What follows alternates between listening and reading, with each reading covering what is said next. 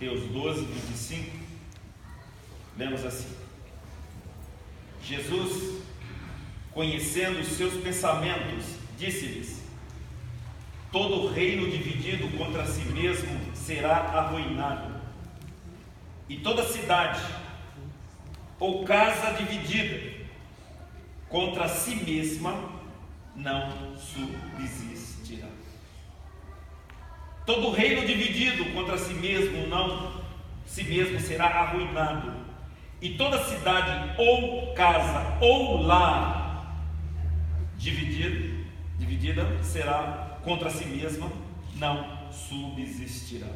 Ainda em Mateus, só você virar uma página, no capítulo 10. No capítulo 10, a partir do versículo 34,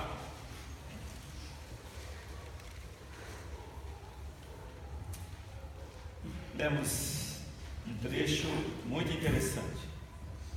Não pensem que vim trazer paz à terra. Não vim trazer paz, mas espada. Pois eu vim para fazer que o homem fique contra seu pai, a filha contra a sua mãe, a nora contra a sua sogra. Os inimigos do homem serão os da sua própria família. Quem ama seu pai ou sua mãe mais do que a mim, não é digno de mim. Quem ama seu filho ou sua filha mais do que a mim, não é digno de mim. Como restaurar um lar dividido? Como restaurar um lar dividido? Talvez você esteja pensando: esta palavra, esta mensagem não é para mim, e muito menos para a minha família, pois o meu lar não é e não está dividido. Será? Será? Será que os outros membros da sua família também concordam com esse seu pensamento? Dizem que o pior cego é aquele que não quer ver.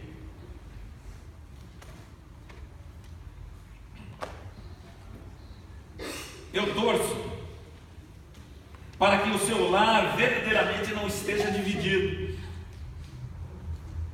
Contudo, nós precisamos analisar sem isenção a problemática familiar em nossos dias, antes de dar uma resposta satisfatória. Já entramos por 16 anos no século 21. E entramos com o sentimento, e já estamos 16 anos com o sentimento de que a existência, as pessoas e os valores essenciais para a vida feliz, para a vida familiar, são relativos. Tudo é tratado hoje como descartável. E isso é retratado na produção do luxo e do lixo. Aspas. Livrar-se das coisas tem prioridade sobre adquiri-las. Fecha aspas. Vivemos em tempos onde o cidadão perdeu a capacidade de esperar, devido à ideologia do aspas, imediatismo. Qual é a lei do mercado? A lei do mercado é esta: produção e consumo imediatos. A partir desses pressupostos, pergunto: e a sua família, como vai?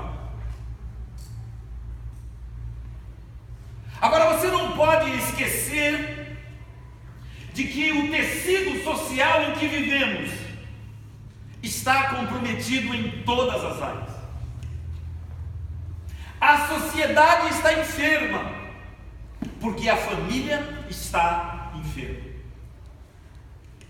Se não vejamos, enquanto núcleo social, a família sofre os impactos da, aspas, modernidade líquida, fecha aspas. Haverá uma ética capaz, pergunto, de resgatar os valores antigos, mas essenciais à convivência familiar? Muitas vezes, o que deveria ser um lugar da acolhida, da formação de pessoas, torna-se lugar de preconceito e abandono. É assim que muitos lares estão vivendo, muitas famílias estão vivendo. Uma jornalista da Agência Brasil constatou, e isso não é de agora, é de 2011, constatou que os problemas familiares estão entre os conflitos mais acirrados da sociedade brasileira. Os maiores problemas da sociedade brasileira estão dentro das famílias.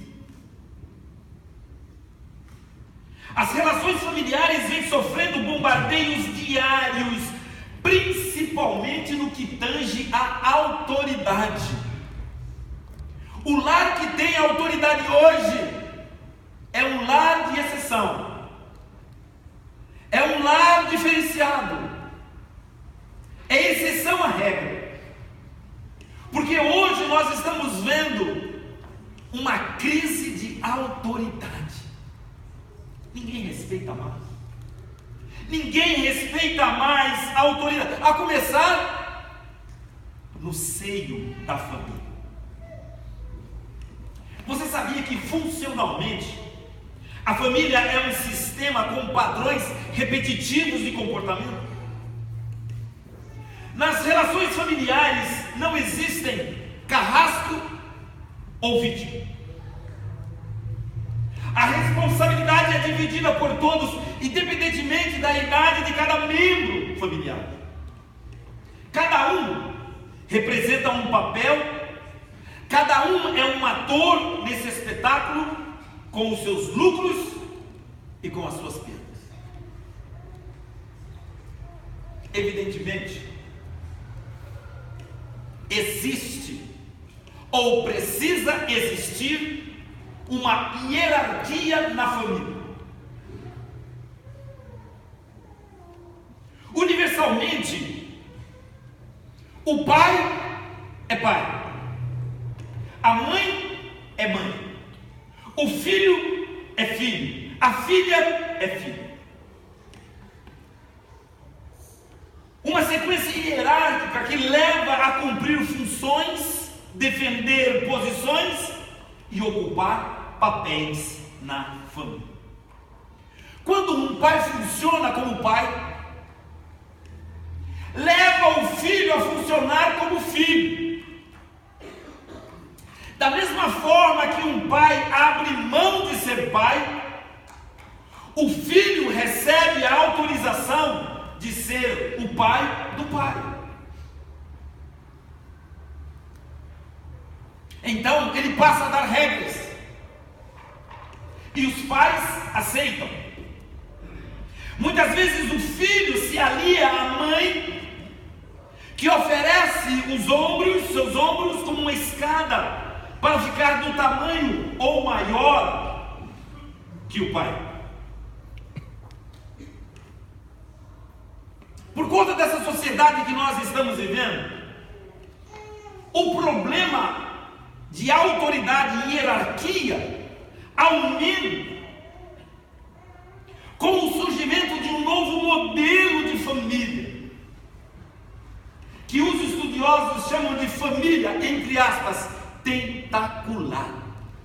Família tentacular, fecha aspas. O que é uma família tentacular? Trata-se de famílias monogâmicas, cuja autoridade se limita a apenas um adulto ou uma liderança compartilhada, que tem como desafio a convivência de pessoas diferentes, vindas de outras famílias. Os pais da antiga união têm o direito de conviver com seus filhos e acabam influenciando, ainda que indiretamente, as relações familiares do novo lar. Isso foi muito bem retratado num filme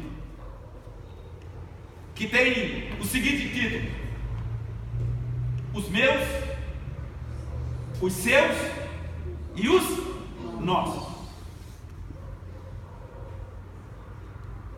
Um homem que casa com uma mulher, ele trazendo filho, ela com filhos, e eles também têm filhos.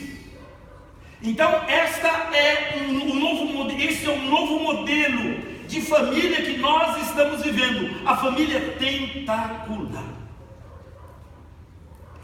E é por isso que a crise chega às famílias. E a primeira crise que chega na família é a crise da segurança. Não são poucos os filhos que, chegando à maioridade, estou falando de adolescentes jovens, estou falando daqueles que já atingiram a maioridade, têm dificuldade em sair de casa, da sua casa, para construir sua família. O que é chamado de, aspas, ninho cheio. Ninho cheio. Ninho cheio expressa o medo dos filhos de se desapegarem financeiramente e emocionalmente dos pais. A falta de autoridade destes em relação aos filhos constitui um grande desafio para a família hoje. Por quê? Porque o filho que está apegado financeiramente e emocionalmente aos seus pais,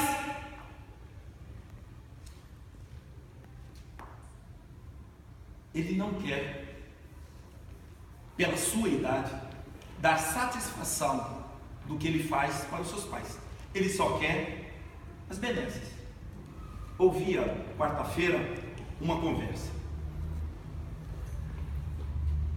Um pai dizia: eu perguntei para o meu filho o que ele vai dar de presente para a mãe.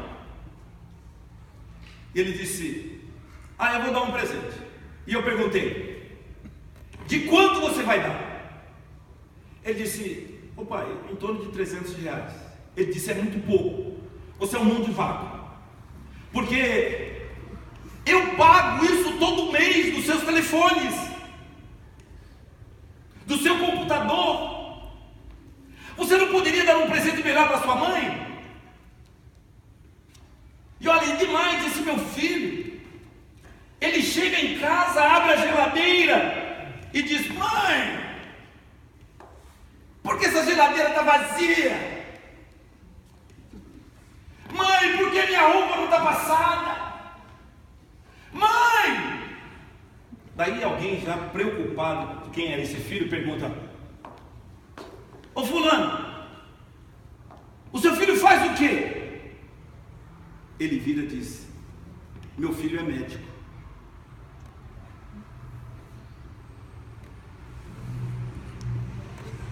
Meu filho é médico. Um médico dependendo completamente do pai, nessa ideia do ninho cheio.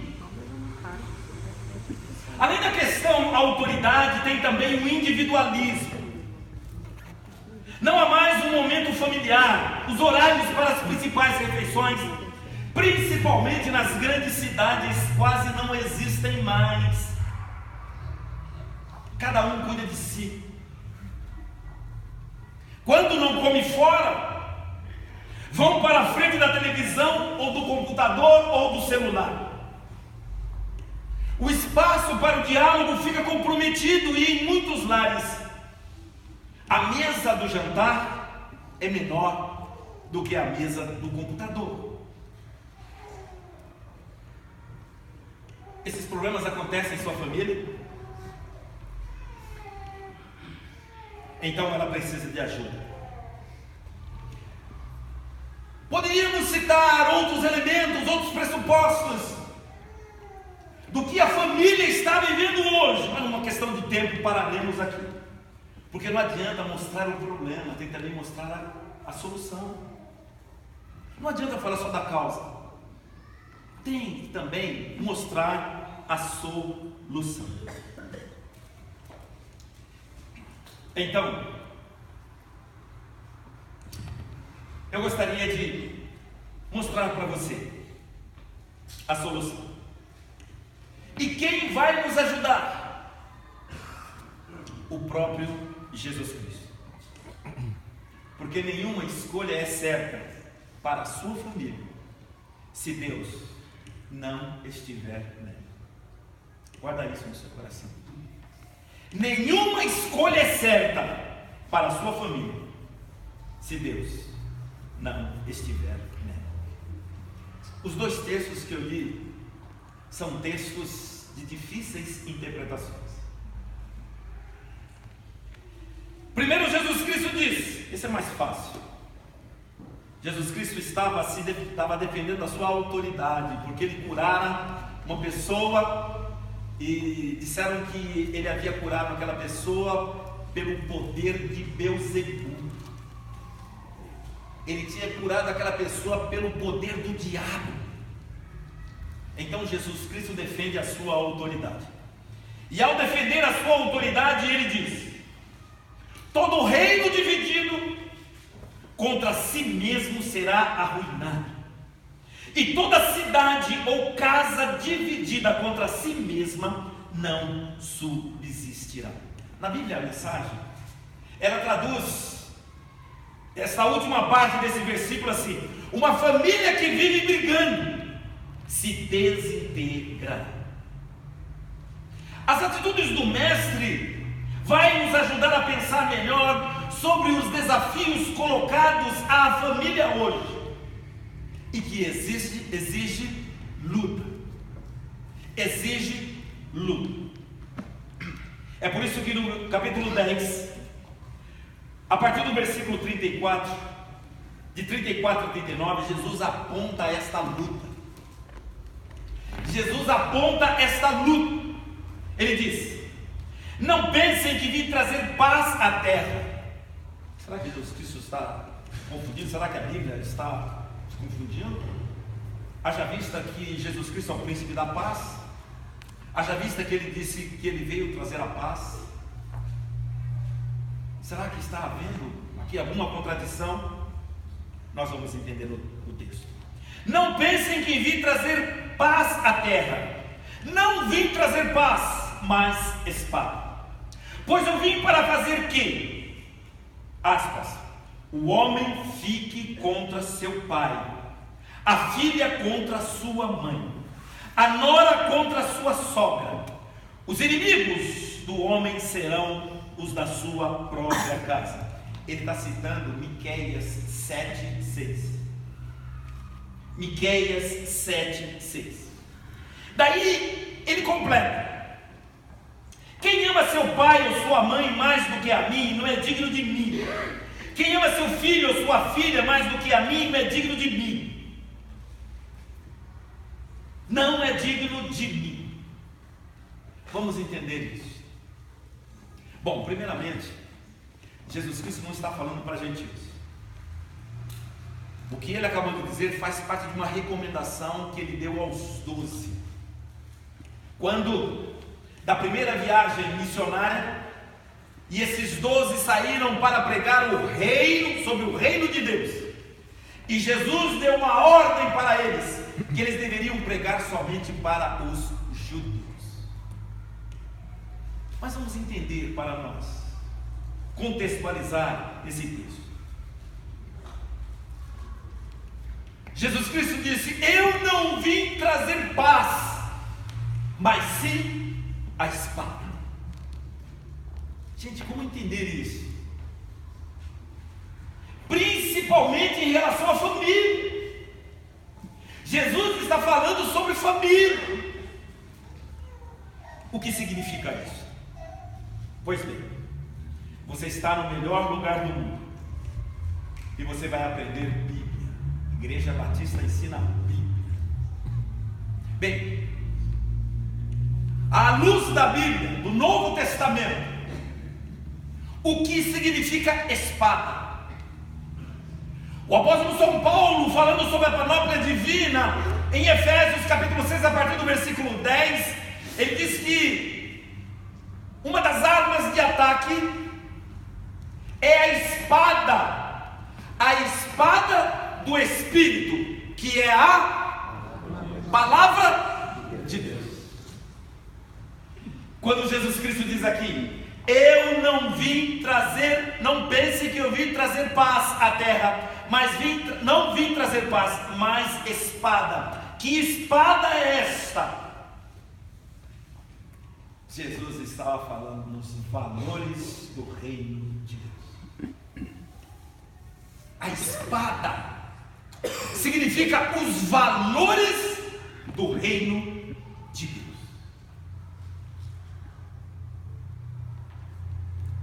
Somente com os valores do reino de Deus é que podemos vencer os desafios que muitas vezes se encontram no interior da própria família.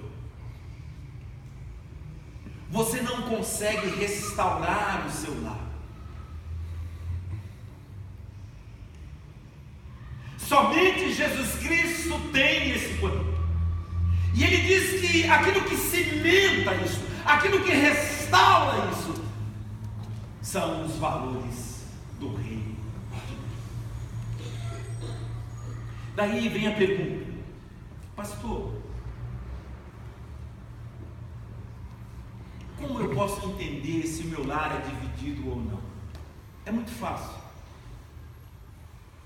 Talvez o seu lar não tenha problemas de interrelacionamento, mas eu pergunto: o teu lar tem os valores do reino de Deus? O teu lar tem Deus como Senhor e edificador dele? Se não tiver, o seu lar está dividido. E não é dividido marido, esposa, pai, filho, filho e mãe, não. Ele precisa ser restaurado porque ele está dividido, porque está faltando nele os valores do reino de Deus. Quais são esses valores? Quais são esses valores? Eu gostaria de citar apenas alguns, por uma questão de tempo. Valores do reino que restauram ou restaurarão o seu lar se ele estiver dividido. O primeiro valor do reino de Deus eu denominei aqui como respeito. Um lar, ele está dividido quando não se tem respeito. Respeito entre os familiares, respeito entre os da casa, mas também respeito para com Deus. Olha, aonde não está o respeito, é muito difícil uma família subsistir. Respeito. O que nós estamos vendo hoje nos meios das famílias. Será que na sua família este valor tem sido exercitado? Está havendo respeito no seio da sua família, respeito mútuo, respeito para com Deus.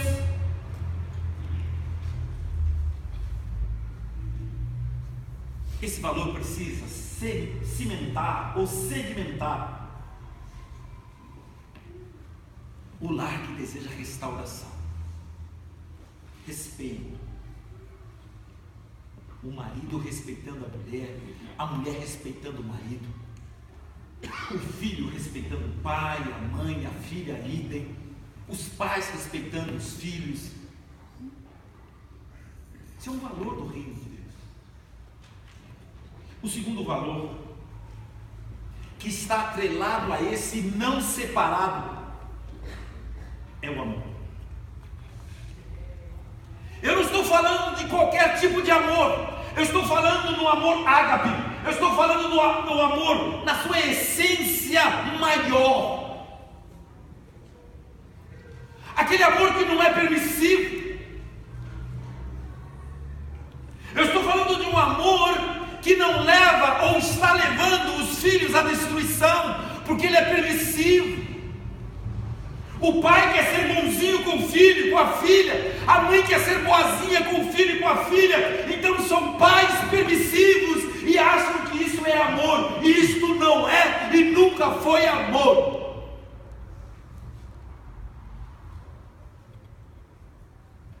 Nós não podemos separar amor e respeito. Não podemos.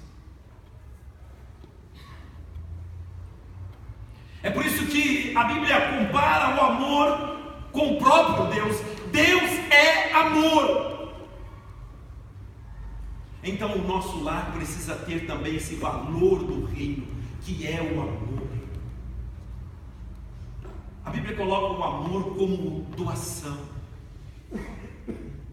Você sabia que quanto mais a pessoa doa amor, mais ela recebe amor. É como uma fonte inesgotável. Quanto mais você dá, mais você tem para dar.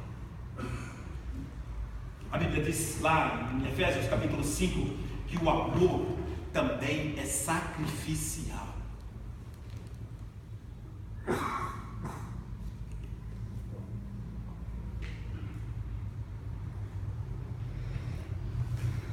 O terceiro valor que eu gostaria de citar com você, que é um valor do reino também, que é a honestidade. Eu sou do tempo, muitos aqui também são, eu sou do tempo que quando eu chegava em casa, ou meu irmão, ou qualquer filho chegava em casa, com uma coisa que não era nossa, não pertencia, primeiro Dona Maria Bezerra já dava um corretivo. De que é esse daqui? É meu. Eu achei na escola. Achou? Você procurou a professora para devolver? Não. Então vem aqui. E não corra. Porque se você correr, eu falo para o seu pai à noite. E a coisa é mais pesada à noite. É melhor você vir. Hoje, o filho chega em casa.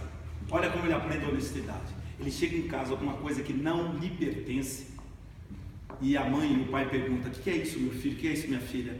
E ele diz: olha, pai, eu tinha uma caneta, um estojo, e me levaram ontem. Então, hoje, eu peguei de outro. Valeu, meu filho. Você, minha filha, valeu. Isto prova que você é esperto. Eu quero parafrasear um ditado popular. Quem rouba, ladrão. Dizem aí fora que tem 1000 anos de perdão. Mas eu digo que quem rouba, ladrão, é ladrão. Não permita que o seu filho comece a exercitar algo que vai mudar o seu caráter. Meu filho, minha filha, isso não te pertence, mas levar o meu, não interessa. Esse não te pertence, devolva. Honestidade. Como os nossos lares precisam ser impregnados, sedimentados por honestidade. Honestidade do pai. Quantos pais diante do filho conta aquela bravata? Olha, mulher, não sabe o que aconteceu hoje. estava vindo na Aricanduva, tinha um bloqueio e tal, e eu estava sem documento, e daí eu tive que molhar a mão do guarda, para não ser, afinal de contas, né, ser multado. Eu dei 50 para o guarda, e a mulher muito sabiamente disse: você é esperto, hein? O filho ouvindo: meu pai é esperto. Desonesto. Não é esperto, é desonesto.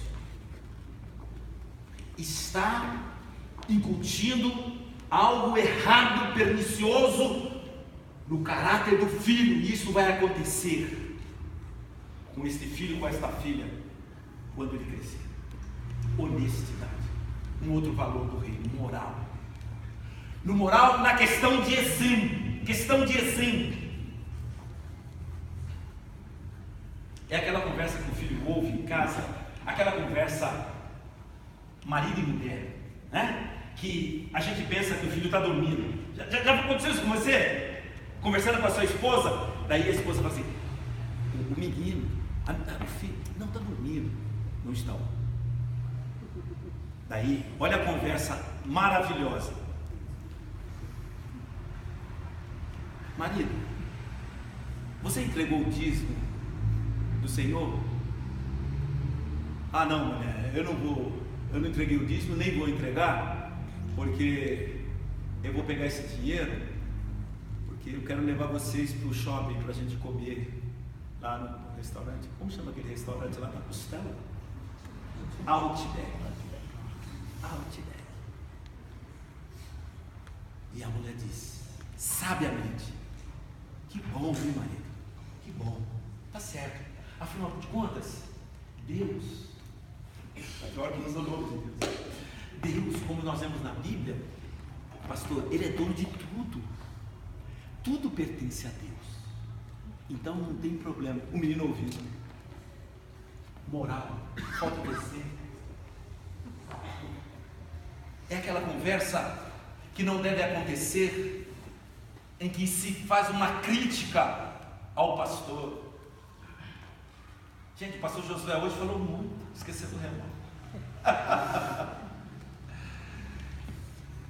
Você viu aquela irmã? Olha, eu não suporto aquela irmã, aquela irmã não desce da minha garganta. E o filho ouvindo a filha dele.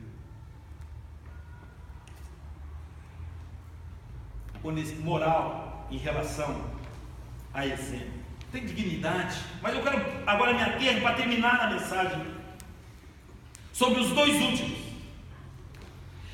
São valores do reino que restaurarão lares divididos. É o temor e a obediência a Deus. Temer a Deus significa entender que Deus é Deus e o ser humano é ser humano. Como eu disse na quarta-feira, parece óbvio, e realmente é, porque somente quando a pessoa se coloca em seu lugar, consegue entender e obedecer a Deus. Temer a Deus implica, em primeiro lugar, em reconhecer quem é Deus: o Criador, o sustentador, o Deus de amor, o Deus da justiça, o Deus da verdade, o Deus da graça e misericórdia, o Deus Salvador, na pessoa de Cristo Jesus. E aqui entra um princípio importante para a vida familiar. Sem reconhecermos a este Deus, temos grande possibilidade de construirmos um relacionamento em frustração, em tristeza, e corremos o risco de quebra. Porque o temor a Deus leva à obediência a Deus. A obediência ensina o caminho da vida e não da morte. A obediência estimula o trabalho honesto, encoraja o casamento abençoado, sincero e exclusivo entre os cônjuges. Enfim, obedecer é andar pelo caminho certo. Muitos lares estão divididos porque estão sofrendo crise de obediência. Como eu disse, os cônjuges não se respeitam, não há respeito, não há obediência mútua. Agora, o maior perigo é quando não há temor, quando não há obediência a Deus. Então, quando não há obediência e temor a Deus, é que está faltando valores do reino de Deus no seu lar. Então ele está dividido. A pergunta que não se quer calar, à guisa de conclusão: pastor, como eu posso restaurar o meu lar? Bom, primeiramente você tem que usar a espada de Jesus.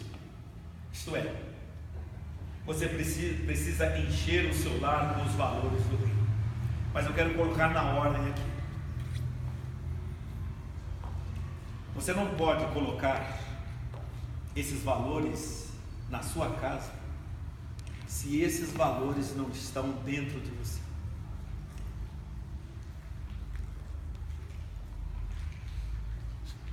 Tem que começar em você. O amor, o respeito, né? Os princípios que nós citamos aqui, moral, os valores, acima de tudo, o temor e a obediência a Deus, tem que começar em você. Então, uma família à luz da palavra de Deus pode pensar nas suas próprias dificuldades e buscar luzes que iluminam seus caminhos, encontrando saídas inteligentes e valorosas para uma vida familiar feliz. Daí, irmãos, a conclusão, eu tenho que voltar à palavra de Deus. Quando Jesus Cristo diz aqui: quem ama seu pai, ou sua mãe, o seu filho, a sua filha, mais do que a mim, não é digno de mim, Jesus não está falando aqui que você não deva amar o seu pai, que você não deva amar a sua mãe, que você não deva amar o seu filho e filho. Não. O que Jesus Cristo está falando aqui é que Deus, é que Ele tem que estar na primazia do seu amor. Uma das formas de nós demonstrarmos que amamos a nossa esposa, o nosso esposo, os nossos filhos, é quando nós amamos a Deus. O suco bom, quando nós amamos a Deus. É fácil isso? Não é fácil. O próprio Jesus Cristo disse aqui, citando Miqueias 7,6: o homem vai ficar contra o seu pai, a filha contra a sua mãe, a nora contra a sua sogra. Os inimigos do homem serão os da sua própria família. Sabe por quê? Porque aquele que deseja os valores do reino de Deus, primeiramente para si e depois levar para o seu lar, ele vai encontrar resistência. E Jesus Cristo não engana ninguém. Ele está dizendo: olha, vai ser difícil. Os inimigos da pessoa que deseja esses valores do reino para si e depois para o seu lar,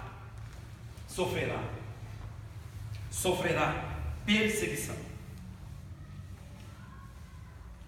Mas Jesus Cristo diz que vale a pena lutar. Sabe como eu entendo isso, irmãos? Porque eu entendo que para o meu lar ser um lar saudável, não perfeito, mas saudável, eu tenho que lutar. E não lutar com as minhas próprias forças. Eu tenho que lutar com as forças de Cristo. Eu tenho que lutar não com os meus pressupostos, com a minha inteligência. Eu tenho que lutar com a espada de Cristo. E o que é a espada de Cristo? Os valores do reino de Deus. E nesse instante, Cristo quer restaurar o seu lar. Cristo quer restaurar o seu lar. Quero chamar o grupo carisma aqui à frente. Cristo quer restaurar o seu lar.